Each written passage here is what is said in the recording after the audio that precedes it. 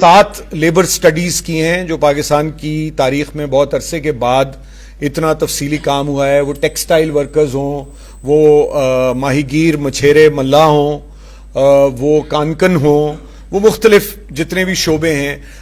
کسان ہوں, کھیت مزدور ہوں, تو وہ ان سٹڈیز کا ایک طرح سے یہ ایک تسلسل ہے.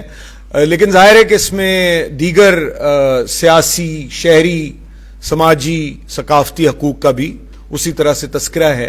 جیسے ہر سال ہوتا ہے. تو اس لیے تاخیر کی بہت معذرت, اور میری بہت میں سمجھتا ہوں کہ نقصان ہے کہ میں اپنے سے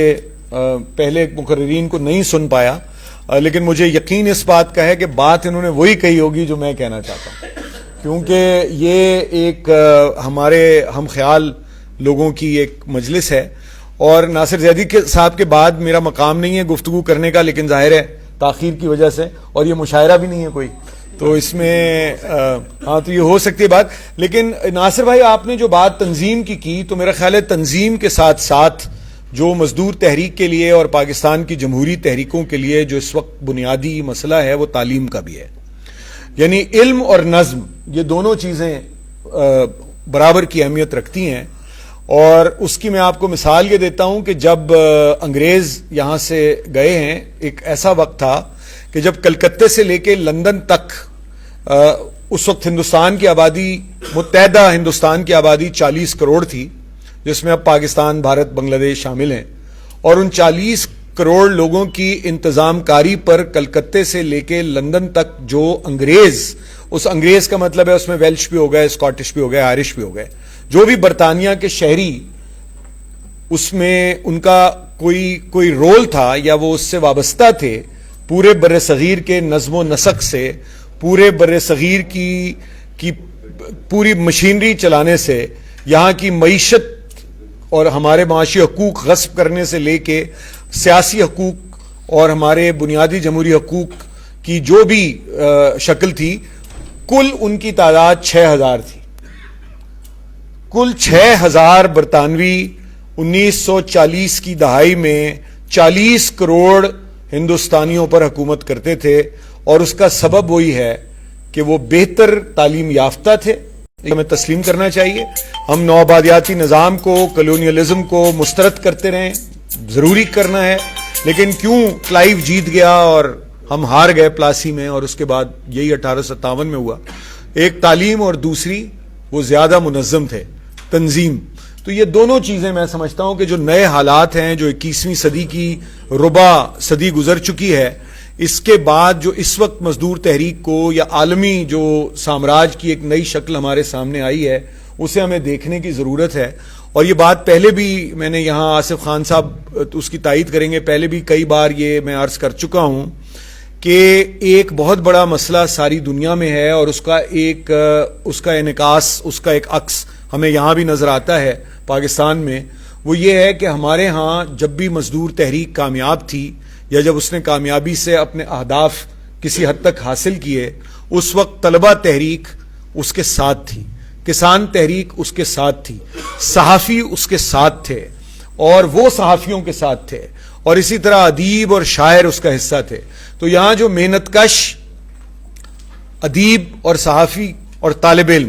ان کے درمیان جو ایک تفریق پیدا ہوئی ہے, اسی طرح بعد میں چلنے والی خواتین کے حقوق کی تحریکیں, پاکستان میں مذہبی اقلیتوں کے حقوق کی تحریکیں, یہ سب بنیادی طور پر جب تک یہ سب, یعنی ایک تو مزدور تحریک کا آپس میں جڑنا جیسا آپ نے فرمایا, اور اس کے ساتھ یہ تمام تحریکیں جسے ہم آئیڈینٹی موومنٹس اور کلاس موومنٹس, تمام طبقاتی تحریکیں اور شناختی حقوق کی تحریکیں, قومی تحریکیں, یہ جب تک یہ ساری جوڑ کے اپنے مشترکہ اہداف کا تعین نہیں کرتی, اس وقت تک علیحدہ کوئی تحریک کامیاب نہیں ہو سکتی. ایک تو یہ بات میں سمجھتا ہوں کہ اس پہ اصرار کی ضرورت ہے آج کے دن. دوسری میں آپ سے عرض کروں کہ ایک جو اور مسئلہ ہمیں درپیش ہے, وہ جو آپ نے بات کی کہ 1% سے کم, 2% کہا جاتا تھا, اب اگر آپ شماریات دیکھیں تو 1% سے کم جو مزدور ہیں ان کو اجتماعی سوداکاری کا تحفظ حاصل ہے, 1% سے کم. لیکن اس کا تعلق محض ڈی انڈسٹریلائزیشن سے نہیں ہے ناصر بھائی. دیکھیں نا, اتنا بڑا سروسز سیکٹر جو ہے جس نے جنم لیا ہے. آپ یہ جو جن کو انگریزی میں ان کی اصطلاح ہے گگ ورکرز,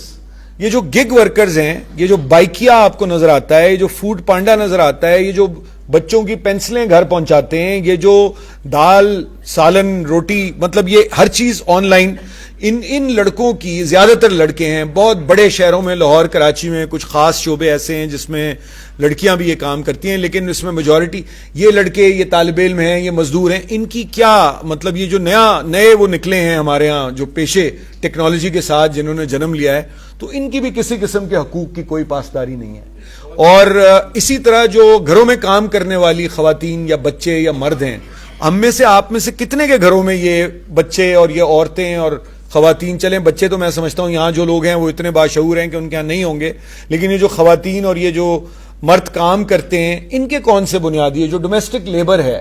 اس کے کون سے بنیادی حقوق کی پاسداری ہے, یا ان کے کون سی قانون سازی ہے جس کے تحت ان کے حقوق کو یقینی بنایا جائے. تو محض مسئلہ انڈسٹریل لیبر کا نہیں ہے, لیبر کی بہت سی شکلیں ہیں. نالج ورکر ہے, نالج ورکر آپ یہ دیکھیں, میں آپ کو ایک اور مثال دیتا ہوں جو آپ کو بڑے اچھے صاف ستھرے یہ بچے بچیاں کام کرتے ہوئے نظر آتے ہیں KFC میں, میک ڈونلڈز میں, یا جو اور اس قسم کی جو بہت ساری کافی شاپس اور وہ کھلی ہوئی ہیں. آپ کو معلوم ہے کہ اس بن کباب کی اور اس کافی کے کپ کی قیمت جو روپے میں ہے, اگر آپ اسے ٹرانسلیٹ کریں ڈالر میں یا پاؤنڈ میں یا یورو میں, یہ ایگزیکٹلی اتنی ہی ہے جتنی باہر ہے, سوائے جو ان کے فائن ڈائننگ ریسٹورنٹس ہیں انہیں اگر آپ چھوڑ دیں, یہ اتنی ہے. یعنی اگر جو $2 کی کافی ہے وہ یہاں $700 کی ملتی ہے, $600 کی ملتی ہے, جو $2 $2.5 کی کافی ہے. لیکن کیا ہمارے ان مزدوروں کو جو وہاں کام کرتے ہیں $24,000 سالانہ آمدنی ان کی ہے, یا $30,000 ان کو سالانہ ملتے ہیں, یا ان کو وہ ٹپ ملتی ہے جو 25% مقرر ہے منیمم امریکہ میں؟ نہیں ہے. تو اس طرح بہت سے شعبے ہیں, بہت سے نئے پیشے ہیں جنہوں نے جنم لیا ہے. اخبار فروشوں کی انجمنیں ہوا کرتی تھیں, اب براڈ شیٹ ختم ہو رہا ہے تو آن لائن اخبار نویس ہیں, ان کو کون, ان کا پرسان حال کون ہے؟ تو یہ ساری چیزیں ہیں جن پہ ہمیں میرا خیال ہے توجہ دینے کی ضرورت ہے. اور یہ موقع ہے خان صاحب کہ ایک ورکنگ گروپ بنا دیں, مختلف الخیال لوگوں کا جو بائیں بازو سے یا ترقی پسند تحریک یا جمہوری تحریکوں سے یا قومی تحریکوں سے تعلق رکھتے ہیں, انہیں اکٹھا کرنا چاہیے. یہ 1.5 اینٹ کی مسجد, مطلب میں تو اپنے شعبے سے آپ کو بتاتا ہوں کہ لاہور میں انجمن ترقی پسند مصنفین کی 4 شاخیں نہیں ہیں, 4 گروہ ہیں. لاہور شہر میں انجمن ترقی پسند مصنفین اگر 4 حصوں میں بٹی ہوئی ہے تو اس سے آپ ہمارا اپنا انداز لگا لیں. اور معذرت کے ساتھ PFUJ کے 6 ہیں کہ 5 ہیں آج کل؟ 6. اچھا, اب یہ دیکھیں اس پہ بھی اختلاف ہے, چلیں وہ 6 سے 7 ہیں, 4 ایکٹیو. اچھا, اب آپ اندازہ لگائیں تو ہماری فیڈرل یونین آف جرنلسٹ, ہماری اور ہمارے سارے اداروں کا ماشاءاللہ آج کل ہم اپنے ادارے میں بھی دیکھ رہے ہیں کہ کس قسم کا تناؤ ہے, کس طرح سے لوگوں کی انا جو ہے وہ خارج ہوتی ہے, اس سے بھی ڈیل کر رہے ہیں. لیکن ہم تو خیر چھوٹا سا ادارے ہیں, لیکن جو بڑی انجمنیں اور بڑی یونینز ہیں ان سب کو میں سمجھتا ہوں کہ دیکھنے کی ضرورت ہے. اور اس کو کوئی اسی طرح شہید بھٹو فاؤنڈیشن ہے یا جو دیگر اس طرح کے ادارے ہیں, اس میں وکلاء بھی شامل ہوں, اس میں صحافی شامل ہوں, اس میں مطلب اب اشفاق سلیم مرزا تو اس شہر میں رہے نہیں جنہوں نے 5 بائیں بازو کی سیاسی جماعتوں کے منشور ایک ہی سال میں لکھے تھے. تو میں نے ان سے پوچھا کہ یہ 5 جماعتوں کے آپ نے ایک ہی سال میں منشور لکھ دیے, تو کہنے لگے بھائی وہ سب میرے دوست ہیں مگر یہ 5 اکٹھے نہیں ہو پاتے ہیں. تو یہ ایک آن اے لائٹر نوٹ, لیکن یہ میں سمجھتا ہوں کہ ایک وسیع ایک گروپ بنانے کی ضرورت ہے جو لیبر ایشوز کو اٹھائے. یہ کام international labour organisation, government of Pakistan, ہماری تو اپنی جو اشرافیہ ہے وہ تمام جو ٹرانس نیشنل کمپنیز ہیں ان کی باج گزار ہے, ان کے گماشتے ہیں. تو یہ آج کل یہ زبان مستعمل نہیں ہوتی, لیکن ہمارے کامریڈ امر لال ہمارے استاد بیٹھے ہوئے ہیں, انہوں نے یہی الفاظ ہمیں سکھائے تھے, یہ لمپن ہے, وہ فلاں کیا ہے, ہمیں تو سمجھ میں بھی نہیں آتا تھا. تو لیکن وہ اب سمجھ میں آ رہا ہے کہ جو نیا جو جدید نو آبادیاتی نظام ہے, جو پورا ایک نیو لبرل ایک جو تصور پیدا ہوا ہے, اس میں بہت سارے یہ جو الفاظ ہیں ان کے معنی اب کھل کے سامنے آ رہے ہیں. یہ آپ کو پتہ چلتا ہے کہ یہ ایک پوری ایک زبان کو بدلا گیا ہے کہ اب آپ بایاں بازو نہیں کہیں گے, آپ عوام دوست کہیں گے, آپ سوشلزم نہیں کہیں گے, آپ مساوات کہیں گے, تو یہ جو زبان بدلی گئی ہے اس سے کوئی نتیجہ نہیں نکلا, کیونکہ وہ مسائل اپنی جگہ اسی طرح ہیں, اور ان کو ظاہر ہے کہ جیسے میں نے پہلے عرض کیا تھا کہ نئے علم اور نئے تقاضے اپنی جگہ, لیکن جو بنیادی تصورات ہیں تحریک کے, انہیں میں سمجھتا ہوں کہ مد نظر رکھنا چاہیے. میں بات ختم کرتا ہوں, ایک اگر آپ اجازت دیں تو ایک نظم سنا دیں. کیا بات, آج اس کی کمی رہی ہے. یہ ایک کچھ دوستوں نے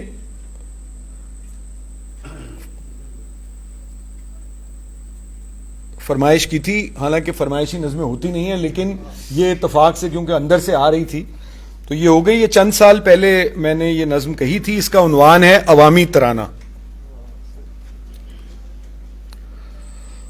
اساں کمی چوڑ چمار, اساں کمی چوڑ چمار, اساں بھکشو منگن ہار,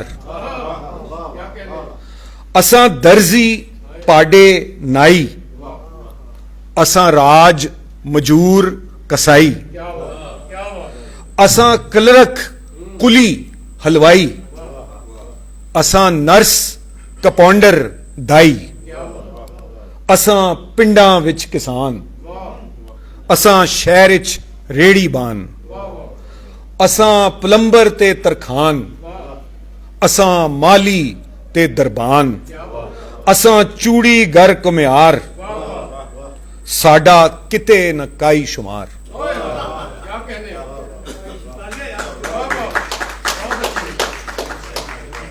اساں پلمبر تے ترخان, اساں مالی تے دربان, اساں چوڑی گر کمیار, ساڈا کتے نہ کائی شمار, ساڈے اتے سب دا پار, سانو تکدی نہیں سرکار, پر کٹھے ہو جان یار تے کھولاں گے پٹوار, پر کٹھے ہو جان یار تے کھولاں گے پٹوار, اساں لکھنی نویں ایک وار, اساں بدلاں گے سنسار. بہت بہت شکریہ. بہت